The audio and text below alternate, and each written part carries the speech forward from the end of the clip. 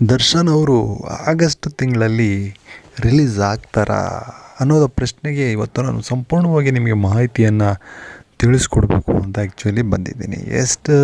ಇವಾಗ ನೋಡಿ, ಆಗಸ್ಟು 15 ಅಂದರೆ ಸ್ವಾತಂತ್ರ್ಯ ದಿನಾಚರಣೆ.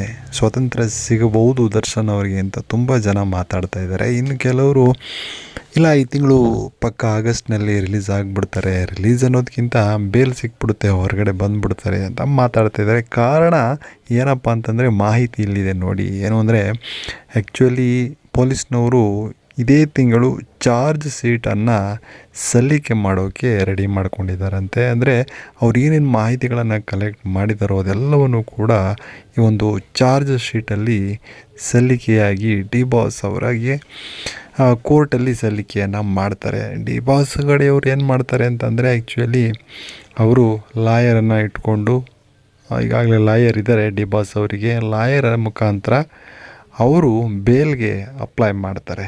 ಇವರು ಚಾರ್ಜ್ ಶೀಟನ್ನು ನಮ್ಮ ಪೊಲೀಸ್ನವರು ಸಲ್ಲಿಕೆ ಮಾಡಿದ ತಕ್ಷಣಕ್ಕೆ ಅವರು ಬೇಲ್ಗೆ ಅಪ್ಲೈ ಮಾಡ್ತಾರೆ. ಆಲ್ಮೋಸ್ಟು ಈ ತಿಂಗಳು ಬೇಲ್ ಆದ್ರೂ ಆಗ್ಬೋದು. ಚಾರ್ಜ್ ಶೀಟ್ ಏನಾದರೂ ಸಲ್ಲಿಕೆ ಮಾಡಿದರೆ ಬೇಲ್ ಸಿಕ್ಕಿ ಡಿ ಬಾಸ್ ಅವರು ಸ್ವತಂತ್ರ ದಿನಾಚರಣೆಯ ತಿಂಗಳಿನಲ್ಲಿ ಹೊರಗಡೆ ಬಂದರೂ ಆಶ್ಚರ್ಯ ಇಲ್ಲ. ಎಲ್ಲದಕ್ಕೂ ಕಾಲ ಅನ್ನೋದು ಆನ್ಸರ್ ಮಾಡುತ್ತೆ. ಕಾಯ್ದು ನೋಡೋಣ. ನಿಮ್ಗೇನು ಅನಿಸ್ತಿದೆ ಕಮೆಂಟ್ ಮಾಡಿ.